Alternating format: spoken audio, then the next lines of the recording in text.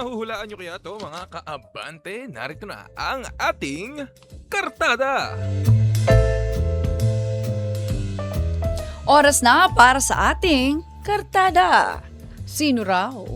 Itong opisyal ng gobyerno ang gumagawa ng milagro sa kanyang pwesto para lang matustusan ang madalas nitong pagbisita sa kasino.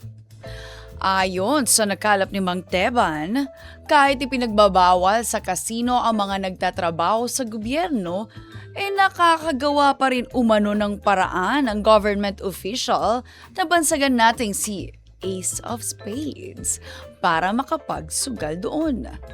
Ito kasing si Ace of Spades, hindi naman kalakihan ng sweldo sa trabaho sa gobyerno, pero kung makapaglaro sa casino, yabay, parang gustong lumebel sa BGC Boys. Ito pa, Jigo ha, ang sekreto ni Boy Alas, pineperahan ng mga negosyong nasasakupan ng kanyang ahensya para hindi sila mapag-initan. Multi-million pesos umano ang kinukubra nito kaya't ganun na lang gumastos sa casino. Ay. Oo, grabe. Gusto yatang magtayo ng construction firm ni Sir. Sa katatakbong party list, sa susunod na halalan para mas malaki umano ang papasok na pera sa kanyang bank account.